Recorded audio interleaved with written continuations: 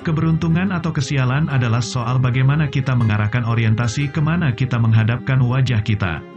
Jika Anda menghadapkan pikiran Anda pada hal-hal suram, dan Anda tidak menyediakan ruang di dalam kepala Anda untuk memperhatikan hal-hal yang cerah, atau sebaliknya jika Anda mengarahkan perhatian Anda pada keberuntungan yang Anda dapatkan hari ini, maka Anda sedang mengelilingi diri Anda dengan keberuntungan. Jika Anda hanya punya kepedulian kepada hal-hal yang Anda maknai sebagai keberuntungan, kesialan tidak akan datang karena ia tidak masuk dalam ruang lingkup perhatian Anda, dan Anda akan menjadi orang yang bersyukur karena hidup Anda dikelilingi keberuntungan. Seorang psikolog dari Inggris, Richard Wiseman, berhasil menyimpulkan karakter orang-orang yang beruntung, dan karakter itu bisa ditiru.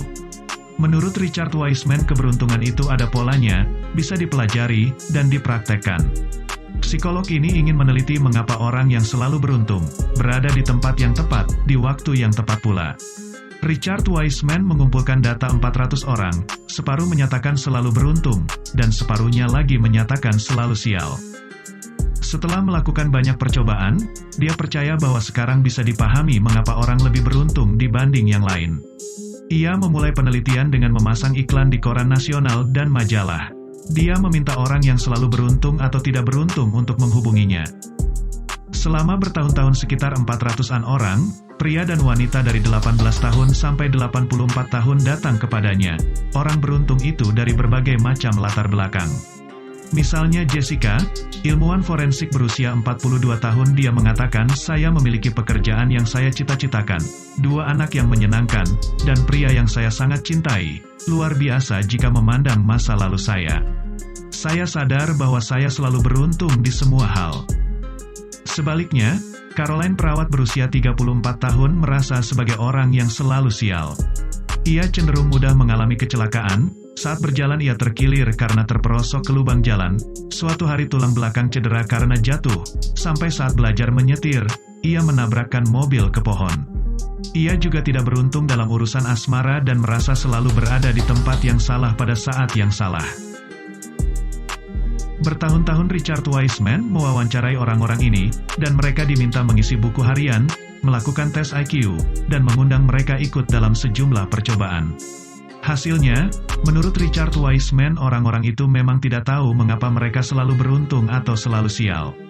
Namun menurut penelitian Wiseman, pikiran dan perilaku mereka yang menyebabkan keberuntungan atau ketidakberuntungan. Misalnya saja bagaimana orang yang selalu beruntung selalu bisa melihat peluang, sedang orang yang sial tidak pernah bisa melihat peluang. Richard Wiseman melakukan percobaan sederhana untuk melihat bagaimana orang bisa melihat peluang atau tidak. Richard Wiseman memberi orang yang beruntung dan tidak beruntung sebuah koran, dan meminta orang-orang itu menghitung jumlah foto di dalam koran itu. Rata-rata orang yang tidak beruntung membutuhkan 2 menit untuk menghitung foto, tapi orang-orang yang beruntung hanya butuh 1 atau 2 detik. Mengapa bisa demikian? Di halaman kedua koran itu terdapat tulisan dengan huruf sebesar 5 cm yang bertuliskan, "Berhenti menghitung." Ada 43 foto di koran ini. Orang yang beruntung bisa melihat tulisan mencolok itu, sedangkan orang sial tidak bisa melihatnya. Richard Wiseman juga menaruh tulisan berukuran sama di bagian tengah koran. Tulisannya "Berhenti menghitung" dan bilang pada si peneliti jika Anda sudah melihat ini dan mendapatkan 250 pound sterling. Tapi lagi-lagi orang yang tidak beruntung itu tidak melihat tulisan itu, sehingga tidak bisa mendapatkan 250 pound sterling tersebut. Orang yang tidak beruntung terlalu sibuk menghitung foto, sehingga gagal memanfaatkan 2 peluang di 1 koran saja. Tes kepribadian juga memperlihatkan bahwa orang yang tidak beruntung pada dasarnya lebih tegang daripada yang beruntung. Ketegangan ini membuat mereka tidak bisa menangkap hal-hal di luar dugaan yang kadang menguntungkan. Bagaimana ketegangan ini bisa membuat orang tidak bisa menangkap peluang? Richard Wiseman melakukan percobaan kembali. Sekelompok orang beruntung dan tidak beruntung diminta melihat kursor yang bergerak-gerak di tengah layar komputer. Tanpa ada tanda-tanda, sebuah titik besar kadang muncul di ujung layar. Hampir semua orang yang ikut percobaan ini melihat titik besar yang muncul di ujung layar. Namun bagaimana jika mereka diberi ketegangan? Mereka dijanjikan hadiah uang besar jika memperhatikan kursor di tengah layar. Mereka menjadi tegang, dan memusatkan perhatian pada kursor di tengah layar. Hasilnya, hampir sepertiga peserta tidak bisa melihat titik besar di ujung layar. Richard Wiseman mengatakan orang yang tidak beruntung terlalu fokus pada satu hal, sehingga melupakan hal yang lain yang kadang membawa keberuntungan. Hal ini juga tampak pada cara mereka menjalani kehidupan sehari-hari. Saat orang yang selalu tidak beruntung pergi ke pesta misalnya, mereka sangat memusatkan perhatian agar bisa mendapatkan pasangan yang sempurna. Mereka kehilangan kesempatan membuat banyak teman baru yang mungkin saja satu dari banyak teman baru itu adalah orang yang sempurna menjadi pasangannya. Begitu pula saat mereka melihat iklan lowongan pekerjaan, orang yang selalu tidak beruntung hanya melihat jenis-jenis pekerjaan yang mereka inginkan, padahal sangat mungkin ada pekerjaan yang lain. Orang yang beruntung lebih santai dan melihat apa yang ada di iklan-iklan lowongan tersebut, bukan sekedar mencari sesuatu.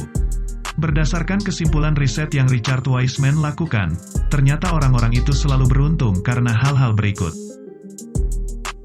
Yang pertama, senang memaksimalkan peluang.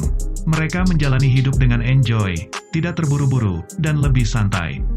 Mereka juga terbuka dengan hal-hal yang baru, senang bergaul, dan menciptakan sesuatu, serta memanfaatkan peluang yang ada menjadi karya nyata yang bisa memberi manfaat kepada banyak orang. Yang kedua, mereka mendengarkan hati nurani. Untuk mengasah nurani mereka terbiasa untuk bermeditasi, berdoa secara khusyuk, mereka memutuskan sesuatu karena panggilan nurani, dan intuisinya tidak terjebak pada banyak kajian dan analisa. Bila mereka yakin maka mereka putuskan, meski secara nalar tidak masuk akal, mereka orang-orang yang memiliki nyali tidak takut gagal. Yang ketiga, yakin mendapat keberuntungan. Orang-orang yang hidupnya beruntung selalu yakin bahwa dia mendapatkan keberuntungan. Mereka sangat mensyukuri apa yang sudah mereka peroleh, dan selalu memandang masa kini dan masa depan dengan keyakinan positif, bahwa mereka akan mendapatkan keberuntungan dunia, dipenuhi keberlimpahan, sehingga tidak perlu merasa gelisah dan khawatir. Yang keempat, mereka yakin di balik kesialan selalu ada keberuntungan.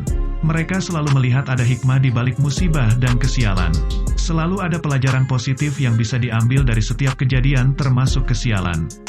Bahkan mereka sangat yakin di balik satu kesialan terdapat banyak keberuntungan yang bisa mereka dapatkan, seperti yang disebutkan dalam Al-Quran Surat Al-Insyirah ayat 5 yang berbunyi, karena sesungguhnya bersama kesulitan itu ada kemudahan. Ayat ini pun diulang di ayat ke-6, sesungguhnya bersama kesulitan itu ada kemudahan. Menurut Profesor Quraish Shihab ketika menafsirkan ayat ini, di balik setiap kesulitan yang kita hadapi minimal ada dua kemudahan yang kita dapatkan. Mari kita terapkan kebiasaan orang-orang yang hidupnya dipenuhi dengan keberuntungan, disertai keyakinan bahwa Tuhan benar-benar menjadikan hidup kita dipenuhi keberuntungan. Bukankah Tuhan sesuai dengan prasangka hamba-Nya? Apabila kita berprasangka beruntung, maka beruntunglah kehidupan kita.